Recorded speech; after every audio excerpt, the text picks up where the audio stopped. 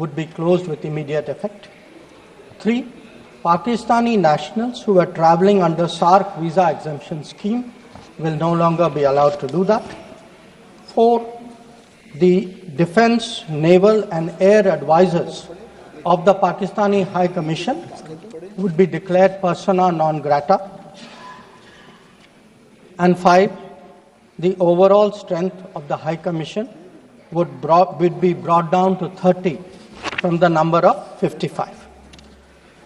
It was very clear, Honourable Speaker, sir, that after this first set of steps approved by the Cabinet Committee on Security, that India's response to the Pahalgam attack will not stop there.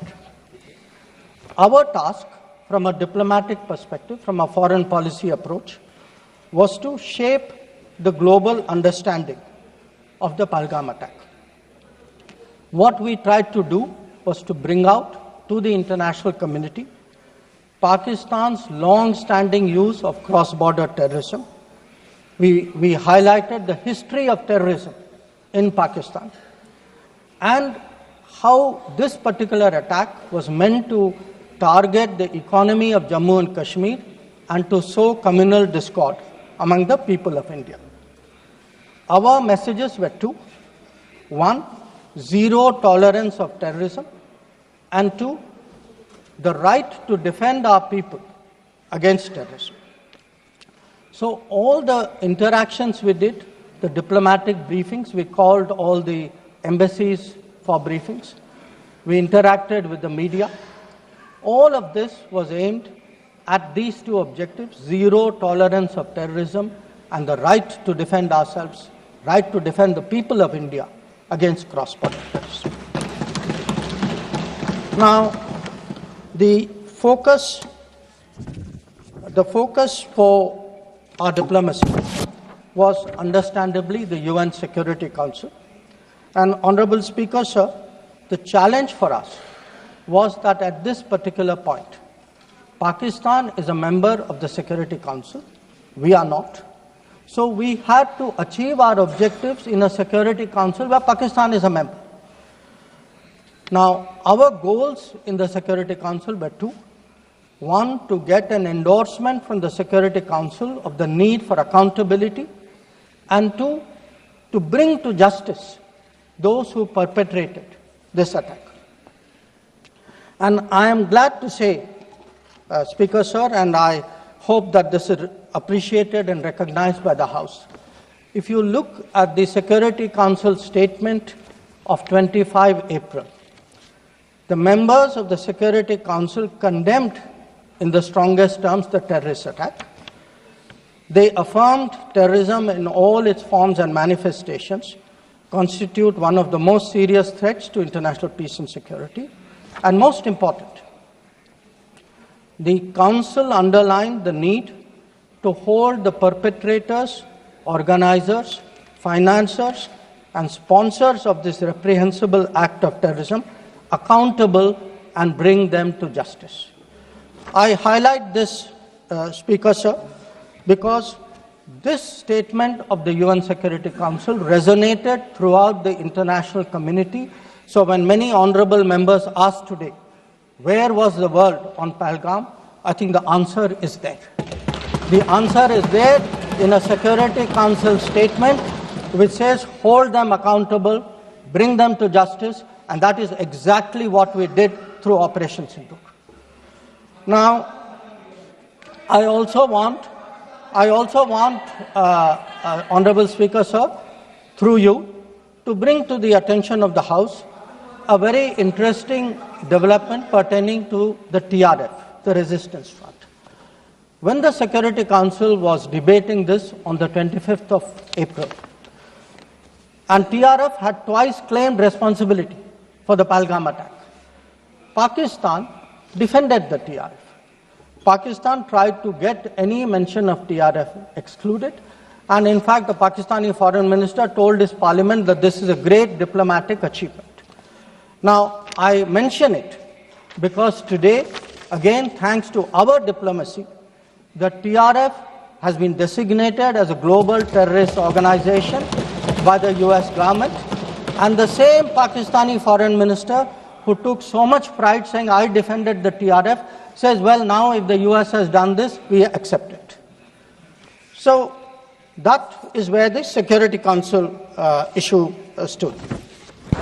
If I could then, sir, move on to the diplomacy from 25th of April till the commencement of Operation Sindoor. During this period, there were obviously a number of phone calls, a number of conversations. At my level, there were 27 calls. At Prime Minister, I think almost 20 calls. About 35, 40 letters of support came in. And what we tried to do was to create a narrative, prepare the diplomacy for the launch of Operation Sindoor. And the result of that diplomacy, Honorable Speaker, sir, there are 193 nations of the members of the United Nations. 193. Only 3, apart from Pakistan, opposed Operation Sindoor. Only 3. If you look through this period, and I would be very happy to share with the House the exact positions of various governments, overwhelmingly, there was recognition that terrorism is unacceptable, that a country which has been attacked has a right to defend itself, and that India was doing exactly that. Now, when Operation Sindoor was launched, we spelled out our objectives. There was a statement, Honorable Raksha Mantri ji referred to it in his statement, where we put out for the benefit of our own people, for the international community, that Operation Sindoor was hitting the terrorist infrastructure in Pakistan and Pakistan-occupied Jammu and Kashmir, from where terrorist attacks had been planned and launched. We highlighted that 9 sites had been targeted, and we said that our actions are focused, measured, and non-escalatory in nature. And we were living up to the commitment that those responsible for this attack will be held accountable. This was the commitment which was endorsed by the UN Security Council, thanks to our diplomacy. It was a commitment made by the Prime Minister to the people of India that we would hit those symbols, those sites, those planning places. So today, when I hear many questions from across the aisle, I want to say, which one of you imagined that Bhavalpur and Muridke would be brought down the way it was? Which one of you thought? When did you even think of it during your tenure? Did it even cross your mind? In fact, on the contrary, you ruled it out after 26/11. So I think our objectives are very clear. We wanted to send a message to the terrorists. We wanted to send a message to Pakistan that do not continue this support for terrorism. And I think on the morning of 7th of May, that message went home loud and clear. Now, sir, during this period, there was, when the operations were on, when the conflict, when the activities were on, operation is still continuing. A number of countries, number of their leaders, ministers, others called up. And they called up because people wanted to know what is happening. People wanted to know what is the thinking of India. People wanted to understand what we are doing. And I would like to share with the House, sir, through you, to everybody, we gave a common message. The common message was, India is exercising its right to defend itself against terrorism. Number 2, the targets which were hit on the 7th of May are known terrorist headquarters and infrastructure. Number 3, there will be no mediation. Anything between us and Pakistan is bilateral. Number 4, we will never bow down to nuclear blackmail. Number 5, we are responding to Pakistani military attacks because after Operation Sindoor was launched, they had started targeting our military facilities. And we will continue to hit the Pakistani military. If the fighting is to stop, Pakistan must request it. And that request must come through the designated channel of DGMOs. This was a common message that we had given to many people who had called us during that period. Our position was very, very clear in how we were approaching the progress of Operation Sindoor. Now, sir, many members asked, some out of genuine curiosity, some perhaps less, what was the international support? How much international understanding was there of India's position? I would like to share with you a sample. So let me start with countries who are known to be partners of India. Quad. Quad gave a statement which says the Quad unequivocally condemns all acts of terrorism and violent extremism in all its forms and manifestations, including cross-border terrorism. We condemn in strongest terms the terrorist attacks in Pahalgam on 22 April and call for perpetrators, organizers and financiers of this reprehensible act to be brought to justice without any delay.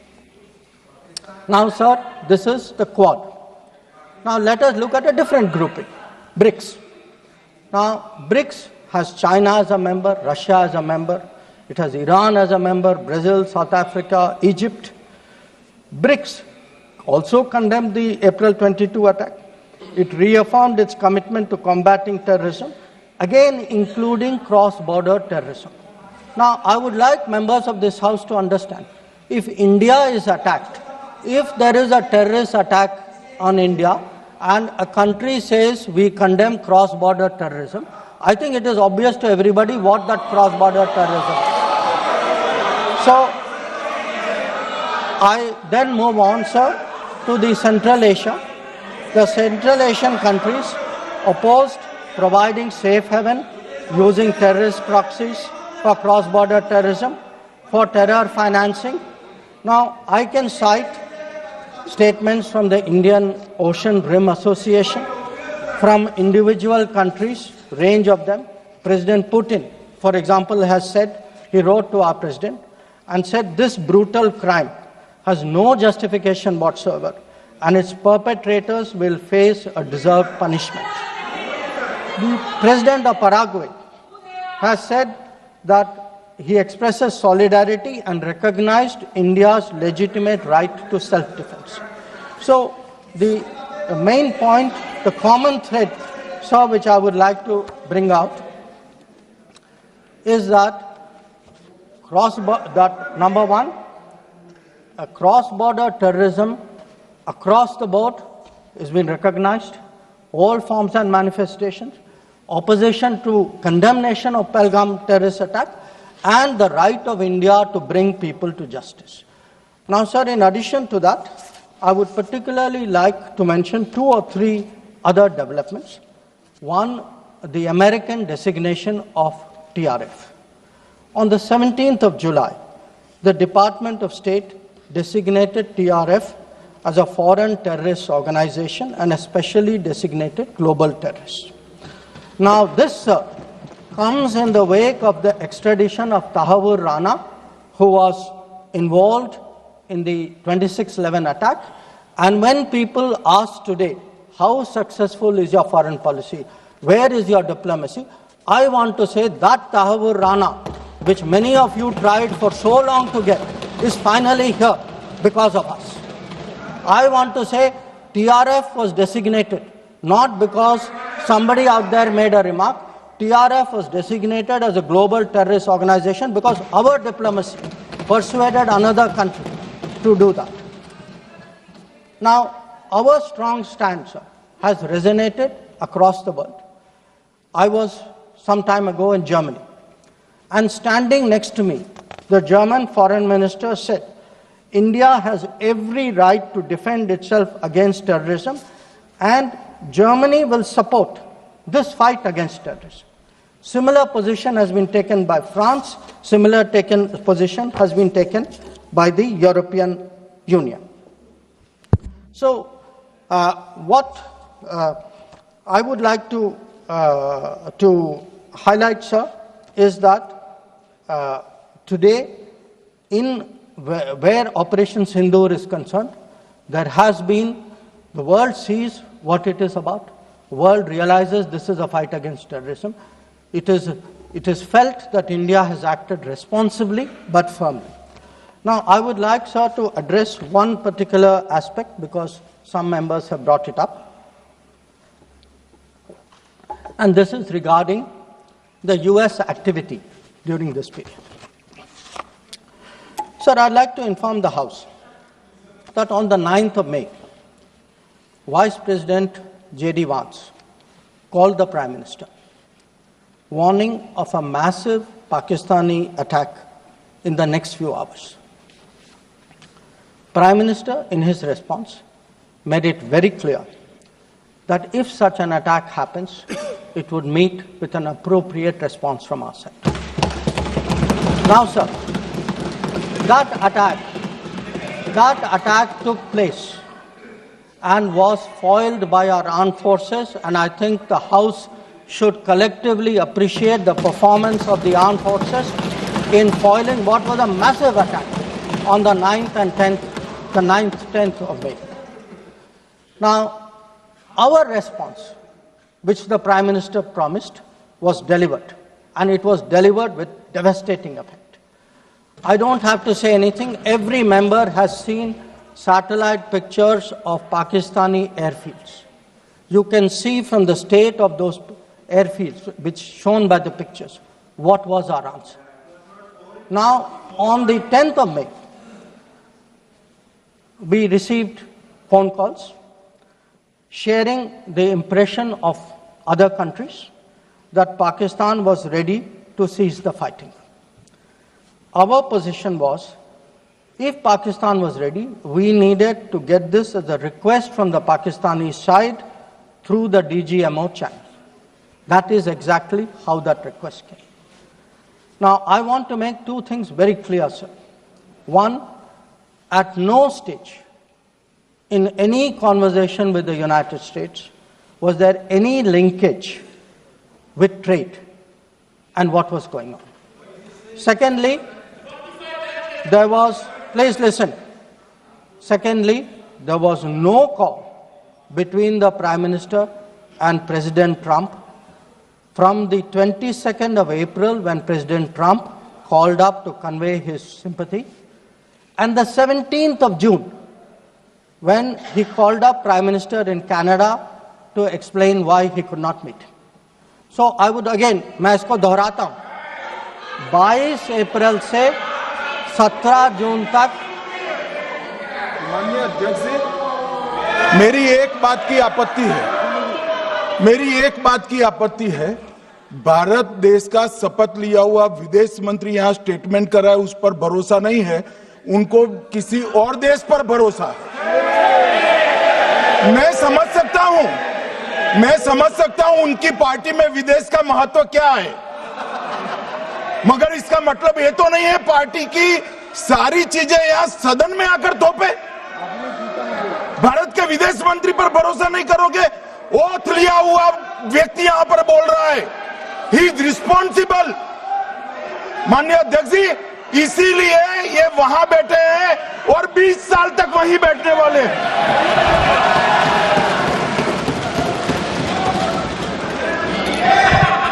Honorable Speaker, sir, in the course of the debate today, some points were made by members of the opposition.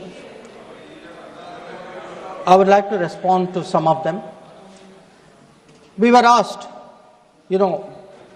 why did you stop at this time? Why did you not go further?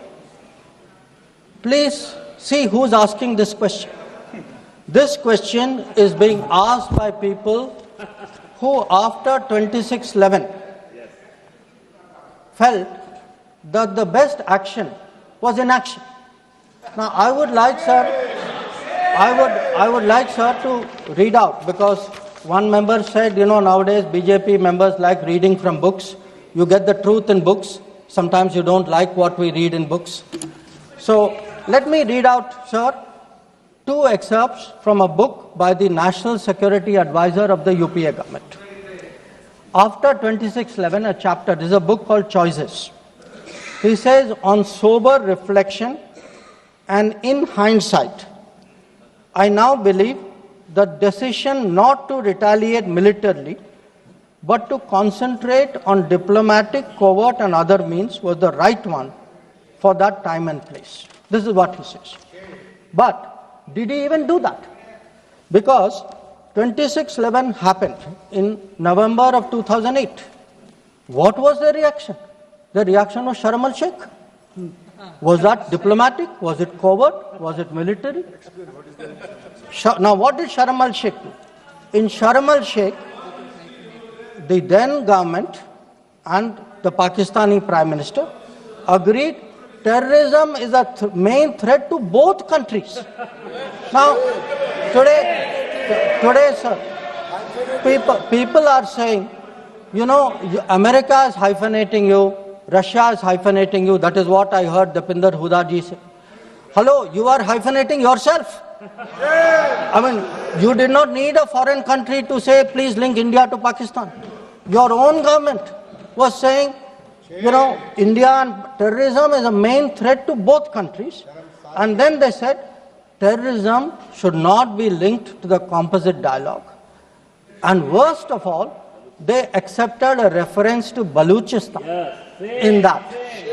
Now, here is a country reeling after 26/11. And you are equating Baluchistan and 26/11, what happened in Mumbai? And you are saying that the perpetrator and the victim have both got a problem. And then now you are asking me, why didn't you go further? People who did nothing are asking a government which did so much, saying, why didn't you do more? Now, you might think, sir, that this is a one-off. But this is a habit, because this is the thinking in that part of the house. Some years ago, there was, if you remember, sir, the Mumbai train bombing. The Mumbai train bombing happened in July of 2006. In September of 2006, 3 months after the Mumbai train bombing, at Havana, the UPA government, with its Pakistani counterpart, condemns all acts of terrorism as though we are both again equal, and agrees that it's a scourge that we need to effectively deal with together. And then they directed again resumption of dialogue.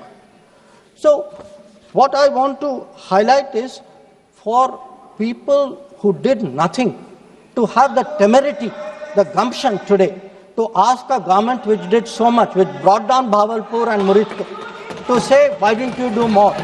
I think it's extraordinary. Now, sir, we also heard from one of the early speakers saying we are now facing a two-front, and that the leader of opposition has been warning us about two-front. Now, all I can say, sir, is the person who said it, and maybe the leader of opposition, must have missed their history lessons in school. I'll tell you why. Because I would like to walk you through the history of this two-front. The two-front started because of something called POK. POK was created in 1948-49 by the government of this country by not completing the job of what was to be done. Now, sir, the House should note these dates.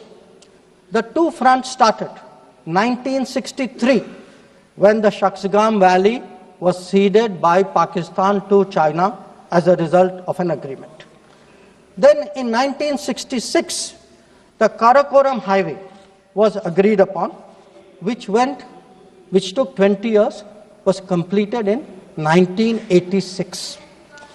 Now, references were made to China-Pakistan military collaboration. So when did this collaboration start? I'll give you the year, 1966. In 1966, the first Chinese military supplies went to Pakistan. When did nuclear collaboration start? 1976. 1976, when Bhutto arranged for China-Pakistan to get together on this. And in 1980s, when Prime Minister Rajiv Gandhi was visiting China and Pakistan, that was when the nuclear collaboration was at its height. Now, let me go further. You will say, why are you talking history? So let me bring this further up. 2005, Pakistan-China Treaty of Friendship and Cooperation. 2006, Pakistan-China Free Trade Agreement. 2013, handing over of Gwadar to China, Gwadar port to China. May 2013, announcement of China-Pakistan Economic Corridor. So, sir, we are getting warnings about a US-China, Pakistan-China collaboration, when this collaboration has been going on for 60 years. Now, let me also address two other points. There was a reference made to IMF that, why did you not stop? Why did you not stop? आपने सवाल उठाया तो जवाब भी सुनना पड़ेगा. आपने उठाया ना, आपके उपनेता ने उठाया, आपने सुनो जवाब. अब जैसे सवाल करोगे वैसे जवाब सुनने पड़ेंगे. Sir, the IMF loan which was given was approved in September 2024. It was an extended fund facility of $7 billion. Now, sir, the House should know, Pakistan is a serial borrower from the IMF. I think 16 or 17 times they have taken IMF package. Now, very interesting comparison, sir. In 2008, Pakistan got a standby arrangement of $9.70 billion. In 2013, it got another one of $5.9 billion. So, the very people who are concerned today at a 7 billion package should remember a 15 billion package went through for Pakistan during that tenure. Now, reference was made, sir, to FATF. I want to say the longest period that Pakistan has been under FATF grey list has been under the tenure of the Modi government. During the Modi government, from 2018 to 2022, 1,576 days, Pakistan was in the grey list. Yes, they were in the grey list earlier also. I am not denying that. It was for a shorter period. But I again want the House to appreciate that the FATF meeting in May 2025 has kept Pakistan in the enhanced follow-up category, recognizing that the compliance of Pakistan is only partial. Now, sir, so much for Pakistan. Some members also raised issues pertaining to China. So I would like to spend a few minutes on that. So I would first like the House to appreciate, because today we are getting these lectures saying China is a great danger, China, Pakistan are together, we are warning you. So what does the Congress party really think about China? Don't go by what they say. Let us see what they did. In 2005, China was designated as a strategic partner during Prime Minister Wen Jiabao's visit to India. Strategic partner. And there is a concept, very famous concept called Chindia, sir, a belief that China and India have common interest, and the main proponent of Chindia is the party spokesman of the people opposite. Now, some mention was made about visits, including my visit. Yes, I went to China. I went to China to make our position very clear about de-escalation, about trade restrictions, and about terrorism. I did not go to China for the Olympics. I did not go to China for secret agreements. I did not go.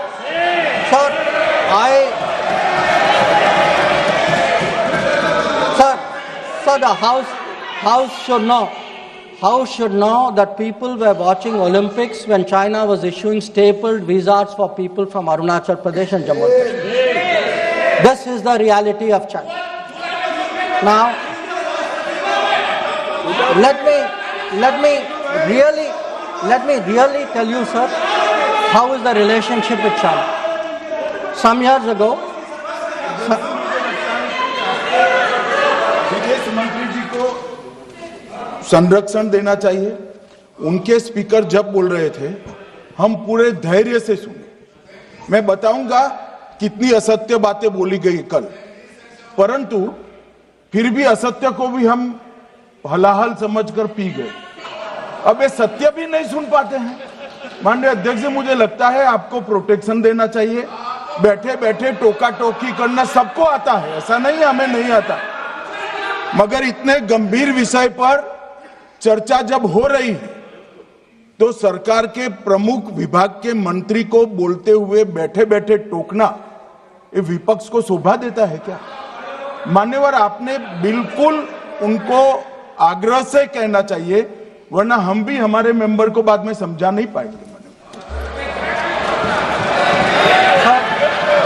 Sir, we heard today a lot about what was supposed to be the thinking. बैठे बैठे, आपको इजाजत नहीं, बैठे बैठे। Sir, we heard about warnings about China, cautions about China, China is planning this, China is planning that. But sir, I want to remind this House, Doklam crisis was on. The leader of opposition decided to get a briefing from whom? Not from the government, not from the emir, from the Chinese ambassador. He took his briefing from the Chinese ambassador when our military was confronting the Chinese military in Doklam. So I want to say that I want to say,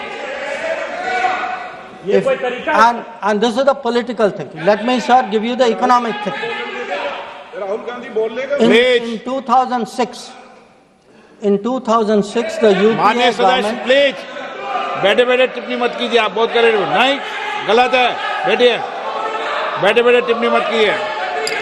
Sir, in 2006, because I want to illustrate my points with facts. I spoke about political facts, I spoke about border facts. Let me give you an economic fact. What is the economic thinking of the Congress party about China? In 2006, the Congress party agreed to do a regional trading arrangement with China. It was finalized during the visit of President Hu Jintao. A task force was appointed. The task force gave a positive recommendation. Through the efforts of various people, this did not happen. Let me give you the technology side. The very people today who are cautioning us on China are the people who allowed 3G and 4G to come from China. It is this government which made sure there was a made in India 5G. And finally, sir, we keep speaking about the border. The border, if today, whether it is the border with Pakistan, whether it is the border with China or any other border, if our military is today able to stand its ground, the kind of massive deployment that we saw on the China border after 2020, it is because our border infrastructure budget has gone up 4 times. Our tunneling, our road building, our bridging has doubled or tripled, and this is a far cry from the period when the thinking was, let's not develop the border because then the Chinese cannot come there. We had 60 years of neglect of the border. Today, in the last 10 years, that neglect has been reversed. There is still a lot of work to be done. So I think people need to understand. And it's not just in India, sir. We have just come back from Maldives. When I hear comments about foreign policy, yesterday, day before yesterday, the Prime Minister was the guest of honor at the Independence Day of Maldives. This is the country which during their time forced an Indian company to leave an airport. That country today has invited India to build 2 new airports.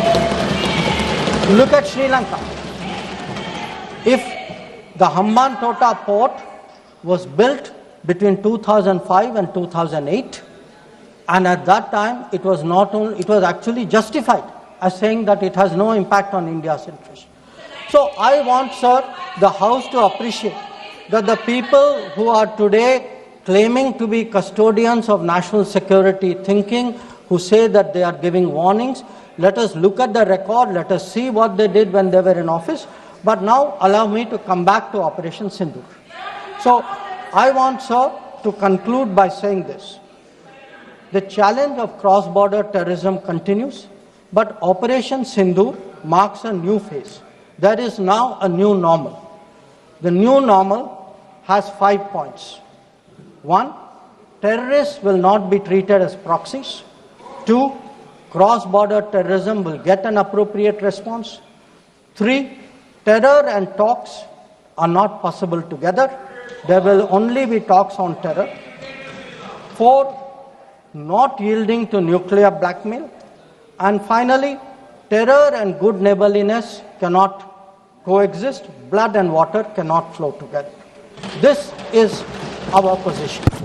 So let me conclude, sir, by recognizing the role which this body and the upper house has played during this period in explaining our national position and our national interest on Operation Sindoor. We had, sir, 7 parliamentary delegations which went to 33 countries.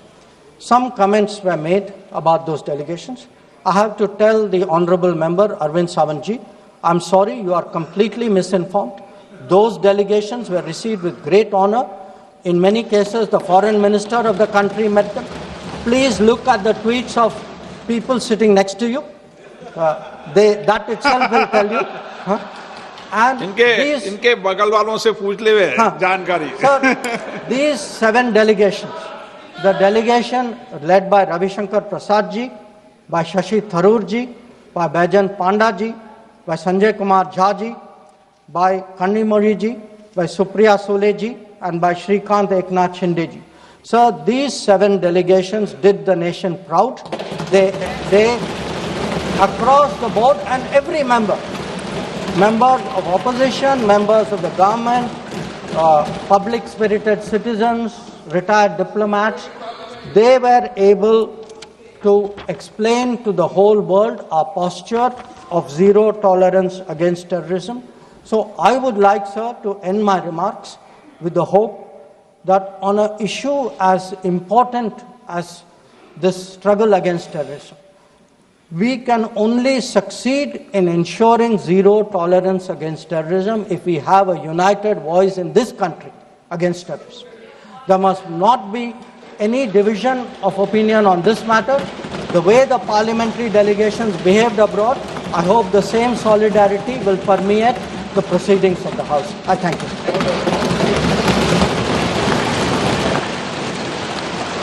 Shri Mia Altaf Ahmad.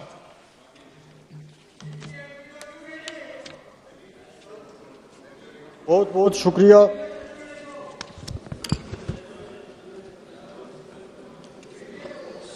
Sir, मैं उस पार्लिमानी हलके से हूं जहां पे ये पहलगाम का वाक़या हुआ, और बदकिस्मती की बात है कि 26 बेगुनाह लोग मारे गए। मेरे पास अल्फाज ही नहीं कि मैं बयान कर सकूं इस बुज़दिलाना, अहमकाना और ब्रूटल किस्म के अटैक का। इसकी जितनी भी मजम्मत की जाए वो कम है, और इसके लिए अल्फाज ही नहीं। पूरी दुनिया जो है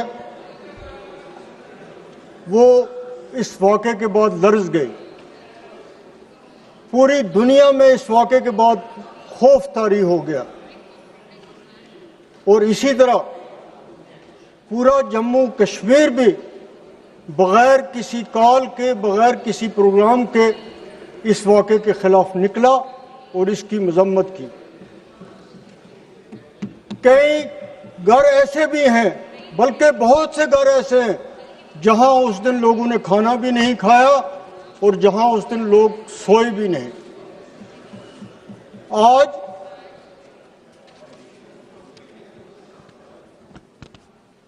जो ये वाक़या हुआ, जो हमें टेलीविज़न पे उनके परिवार देख रहे होंगे, उनके जख्म आज फिर ताज़ा हो रहे हैं और हमें उन्हें ये भरोसा दिलाना है, हमें उन्हें ये बताना है कि हम उनके साथ हैं। और मुझे यकीन है होम मिनिस्टर साहब इधर बैठे हुए हैं कि ज़रूर उन कातिलों को सज़ा मिलेगी जिन्होंने ये काम किया। और हमारा मुतालबा भी आपसे यही है कि उन लोगों को सख्त से सख्त सज़ा दी जाए ताकि पूरी दुनिया के साथ साथ उनके ख़ानदान के लोग जो हैं वो ये देख सकें। इसी के साथ ऑनरेबल स्पीकर, इस तस्वीर के दूसरे रुख पे जब दो मुल्कों के दरमियान लड़ाई हुई, जब ये ऑपरेशन शुरू हुआ तो राजौरी और पुंछ वो भी मेरे पार्लियामेंट्री हलके में आता है। बदकिस्मती की बात थी कि राजौरी और पुंछ में भी बॉर्डर की शेलिंग में, जो बॉर्डर के उस साइड से हुई, जो अटैक वहां से बाद में पाकिस्तान से हुआ, तो 17 कीमती जानें जो हैं वो इस अटैक में गई। उनमें बच्चे भी शामिल थे, उनमें बूढ़े भी शामिल थे, उनमें नौजवान भी शामिल थे। पुंछ का शहर जो एक तारीखी शहर था, जो एक तारीखी शहर है भी, जो एक ज़माने में एक रियासत होती थी, पहली बार वहां पे जंग 47 में भी हुई, 65 में भी हुई, 71 में भी हुई, लेकिन आज पहली बार उस पुंछ के शहर पे गोले गिरे और पुंछ का सारा शहर, पूरी आबादी वहां से मुंतकिल हो गई। उस शहर में खौफ आता था जब आदमी वहां पे उस अटैक के बाद भी गया। मैं गया तो मैंने देखा कि लोगों ने अपने घरों में सामान छोड़ के, घर छोड़ के वो भाग गए थे अपनी जान बचाने के लिए। इसी तरह राजौरी का शहर है, वहां पे अटैक हुआ, 3 बेगुनाह लोग वहां मरे और एक additional district development commissioner mister Thapa, जो बेहतरीन अफसर थे, ऑनेस्ट अफसर थे, जिन्होंने इस ऑपरेशन सिंदूर में सबसे अच्छा काम किया था, बदकिस्मती की बात थी कि उनके मकान पे भी शल गिरा, उस सरकारी क्वार्टर पे, और उनकी जान भी गई। उस राजौरी शहर में कई मकाने, दुकान, कारोबारी इदारे, माल मवेशी वो भी तबाह हुए। पुंछ में जब अटैक हुआ, होम मिनिस्टर साहब वहां गए। मैं होम मिनिस्टर साहब से कहना चाहता हूं, ये पुंछ उस वक्त गए, इन्होंने खुद वो हालत वहां पे देखी कि वहां पे गुरुद्वारों पे भी अटैक हुआ, मस्जिदों पे भी हुआ, मकानों पे भी हुआ, और कितनी वहां पे तबाही थी, कितना वहां पे खौफ था, कितनी वहां पे दहशत थी। हम तो सिर्फ अल्लाह ताला से सिर्फ यही दुआ कर सकते हैं कि दोबारा ऐसी आफत इन बॉर्डर एरियाज में ना आए।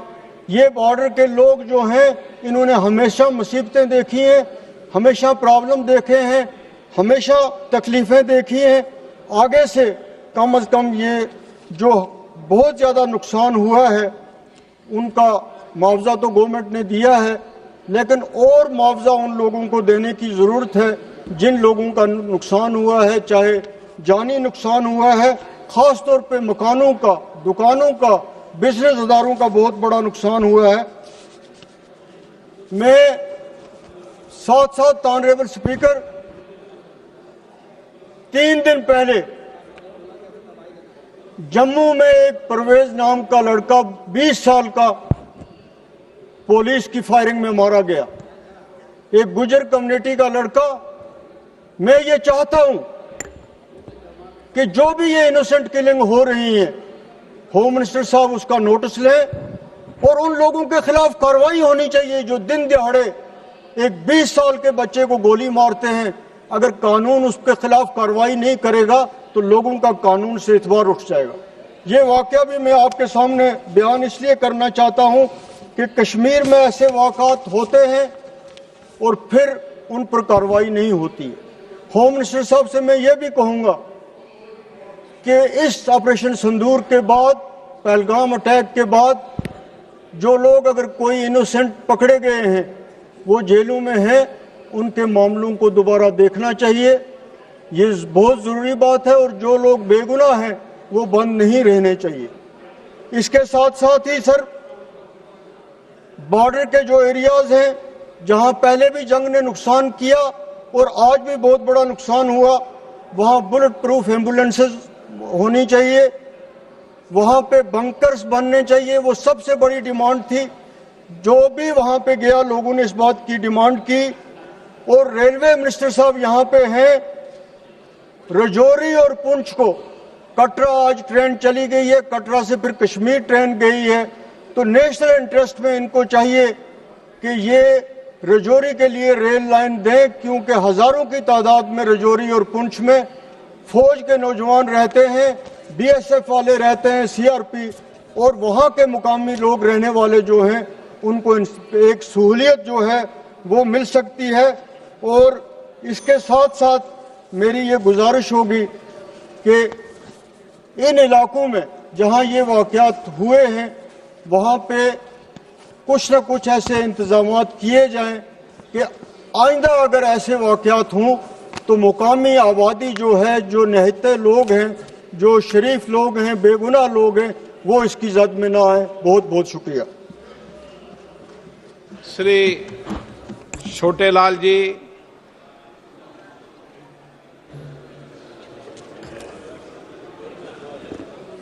धन्यवाद अध्यक्ष महोदय। मैं समाजवादी पार्टी की ओर से हमारे नेता पीडीए के मसीहा, देश प्रदेश के करोड़ों करोड़ों युवाओं के प्रेरणा स्रोत, देश के भविष्य माननीय अखिलेश यादव जी के आदेश से आज एक बेहद गंभीर विषय पहलगाम आतंकी हमला पर बोलने के लिए सदन में खड़ा हुआ हूँ। पहलगाम में हमारे पर्यटकों पर आतंकी हमला हुआ, जो सिर्फ एक आतंकी हमला नहीं था, अपितु यह हमारे राष्ट्रीय सम्मान और घिनौना प्रहार था। परंतु अध्यक्ष महोदय, इससे भी अधिक दुखद घड़ी वह थी जब देश के सम्मानीय प्रधानमंत्री जी ने इस घटना पर बिना कुछ बोले दूसरे ही दिन बिहार में सभा को संबोधित करने चले गए। जब देश जल रहा हो, जब राष्ट्रीय ध्वज तिरंगे के सम्मान पर आंच आई हो, तब देश के प्रधानमंत्री जी बिना कुछ बोले शांत रह जाते हैं। यह दुर्भाग्य नहीं बल्कि लोकतंत्र के मुंह पर तमंचा है। सेना के शहीदों पर चुनावी भाषण देने वाले प्रधानमंत्री जी अब इस दुर्भाग्यपूर्ण घटना पर मौन क्यों बैठे हैं? देश और मारे गए पर्यटकों के परिवारजन पूछ रहे हैं। जब कमरे होते हैं तब आंसू बहाते हैं, लेकिन जब जवान शहीद होते हैं तब सत्ता में बैठे लोग इवेंट मैनेजमेंट में लगे रहते हैं, फोटो खिंचवाते हैं। यह वही सरकार है जिसने पुलवामा के नाम पर चुपचाप शूटिंग जारी रखती है, और वही ये सरकार है जो जब मणिपुर जलता रहा है तब भी मौन धारण किए रहे हैं। कुंभ के दौरान प्रयागराज घटना में भी भगदड़ के दौरान मारे गए लोगों को, घायलों का कोई आंकड़ा प्रस्तुत नहीं किया गया, ना ही रेलवे स्टेशन पर हुए घटना के पूर्ण आंकड़े प्रस्तुत किए गए।